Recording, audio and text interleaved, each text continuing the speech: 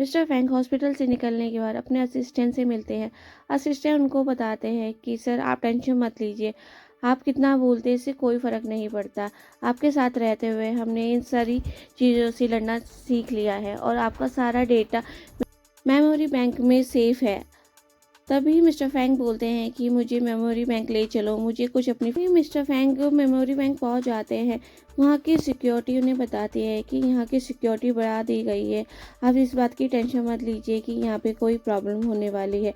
और वो कहते हैं कि आपकी मेमोरी बैंक में जिन भी लड़कियों से आप हाल ही फ़िलहाल मिले हैं, उनकी सारी इन्फॉर्मेशन इस डाटे में सेफ है। तभी वो देखते हैं मिस्टर फैंग जॉयो की भी उसमें होती है और वो उस पर क्लिक करते हैं, उसकी इन्फॉर्मेशन देखने लगते हैं सारी, और वो खूबसूरत पल जो उन्होंने जॉयकी के साथ बिताए होते हैं वो स्क्रीन पे आ जाते हैं और वो उसमें खो जाते हैं। तभी उनका डॉक्टर आता है और बताता है कि मिस्टर फैंग रिपोर्ट देखिए, उसमें देखकर लगता है कि आपको और ज़्यादा प्रॉब्लम होने वाली है। तब मिस्टर फैंग कहते हैं कैसी प्रॉब्लम। उनके डॉक्टर बताते हैं कि आप तो पहले अपनी गर्लफ्रेंड्स को ही भूलते थे, पर आप कभी अपनी स्टेप मदर को नहीं भूले। इस बार शायद आप अपनी स्टेप मदर को भी भूल सकते हैं। तो ये बात सुनकर मिस्टर फैंग बहुत परेशान हो जाते हैं।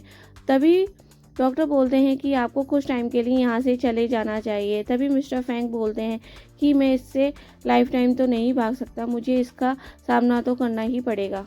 दूसरी ओर मिस जियांग को कुछ फ़ोटोज़ मिलती हैं जिसे उनके जासूस ने भेजा होता है, जो एफ ग्रुप में काम कर रहा होता है। तभी मिस जियांग उससे बोलती है कि तुम्हें मेमोरी बैंक की सारी डिटेल्स मिल गई है ना। तब वो कहता है मेरे पास मेमोरी बैंक की सारी डिटेल्स है, अगर आप चाहो तो मैं वो कर सकता हूँ जो आप चाहते हो। तभी मिस जियांग कहती है कि नहीं, उसमें मेरी भी इंफॉर्मेशन है, तुम मेरे से बिना पूछे उसमें कुछ नहीं करोगे।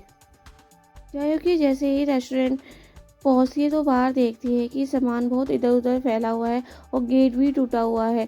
जैसे ही वो अंदर जाके बात करती है कि मिस चाय, ये सब क्या है, ये क्या हुआ। तब मिस चाय उसे बताती है कि मैं कुछ दिनों के लिए रेस्टोरेंट बंद कर रही हूँ, क्योंकि हमें ये बंद करना पड़ेगा और मैं बाहर जा रही हूँ अपने दोस्तों के साथ।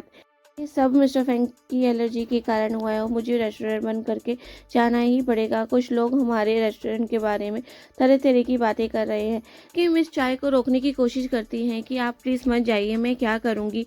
तब वो कहते हैं कि मैं थोड़े दिनों के लिए जा रही हूँ और लो ये कुछ पैसे, मैं आ जाऊँगी। चाय की उनको बोलती है कि आप कहोगे तो मैं मिस्टर फैंग से बात भी करूँगी इसके लिए।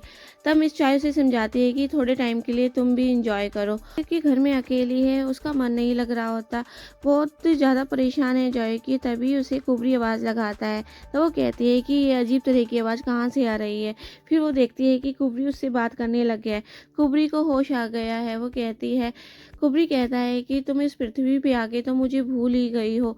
तब जॉयकी बोलती है मैं कितनी खुश हूँ कि तुम्हें होश आ गया और मैं तुमसे बात कर सकती हूँ। फिर जॉयकी को बताता है कि इस प्रॉब्लम से निकलने में मैं तुम्हारी मदद कर सकता हूँ। मिस्टर फैंग एफ ग्रुप की सारी जिम्मेदारी अपने सौतेले मामा को देके जा रहे होते हैं और कहते हैं कि मेरे पीछे से आपको इन सब का ख्याल रखना है। तभी जॉयकी आ जाती है और मिस्टर फैंग से बात करने की कोशिश करती है, पर उनके सौतेले मामा उनको रोक देते हैं। मिस्टर फैंग जॉयकी से इसलिए बात नहीं कर रहे क्योंकि उनको पता है कि तूफान आने के बाद उन्हें उसे भी भूल जाना है और वो उसके बारे में कुछ भी याद नहीं रख पाएंगे। वो उसको दुख नहीं पहुंचाना चाहते। तब जबकि जॉयकी वहाँ पे उसका वेट कर रही होती है, वो कहती है कि मिस्टर फैंग तो ऐसा नहीं था, पर कुबरी उसको बोलता है कि इतने दिनों से तुम उसके पास ही, तुमने उसको पहचाना नहीं कि ये पृथ्वीवासी कैसे हैं। तो जॉयकी उसे कहती है कि जब वो हॉस्पिटल में था तो वो मेरा दोस्त था, वो बहुत अच्छा है, वो मेरे साथ ऐसा नहीं कर सकता। जरूर कोई ऐसी बात है जो वो मुझे नहीं बताना चाहता, या उसके साथ कुछ ऐसा हुआ है जो नहीं होना चाहिए था। वहीं न्यूज़ आ रही होती है कि एक रेस्टोरेंट की वजह से मिस्टर फैंग की जान को खतरा हुआ और ये खतरा उस फूड की वजह से था, उनको पॉइजन दिया गया। ये इन्फॉर्मेशन के कारण सारे रेस्टोरेंट के बाहर सब मीडिया कर्मी आके इकट्ठे हो जाते हैं और तभी जॉयकी देखती है कि यहाँ पे इतने सारे लोग क्यों इकट्ठे हैं। तभी उसको कुबरी बताता है कि ये सारे मीडिया कर्मी हैं और ये यहाँ पे प्रदर्शन कर रहे हैं। तभी जॉयकी कहती है इन सब का सामना मुझे ही करना पड़ेगा, और वो वहाँ आकर मीडिया कर्मी से बात करती है और सबको समझाने की कोशिश करती है कि हमने कोई पॉइजन नहीं दिया, हमारे फूड में कोई पॉइजन नहीं है। वो सिर्फ एक एलर्जी थी, मिस्टर फैंग को एलर्जी हुई थी और तभी वो उनको फूड खा के भी दिखाती है। वो काफ़ी फूड खाती है और कहती है कि हमारी फूड में कोई पॉइज़न नहीं है, मैं आपको बता रही हूँ, आप इस बात को समझो। वो मीडियाकर्मी को समझाने की कोशिश करती है। तभी मीडियाकर्मी उसको बोलते हैं कि सामने से मिस्टर फैंग इस पे जवाब क्यों नहीं दे रहे कि उनको पॉइज़न नहीं बल्कि एलर्जी हुई थी। दूसरी ओर मिस्टर फैंग कहीं दूर जा रहे हैं क्योंकि उनके डॉक्टर ने उनको बोला है कि तूफ़ान आने के बाद तुम्हारी सेहत पे बहुत ज़्यादा असर पड़ेगा, इसीलिए वो कहीं दूर जा रहे हैं। तभी उनको इन्फॉर्मेशन मिलती है कि जायो की रिपोर्टर से गिरी है और उससे रिपोर्टर्स बहुत सारे क्वेश्चन कर रहे हैं कि आखिर तुमने मिस्टर फैंग को पॉइजन क्यों दिया, जबकि जायो की उनको बताने की कोशिश कर रही है कि वो पॉइजन नहीं था, वो एक एलर्जी थी। तभी मिस्टर फैंग उसके रेस्टोरेंट में पहुंच जाते हैं उसे बचाने के लिए और वो मीडियाकर्मी के सामने जायकी का साथ देने लगते हैं और उसके आगे खड़े हो जाते हैं।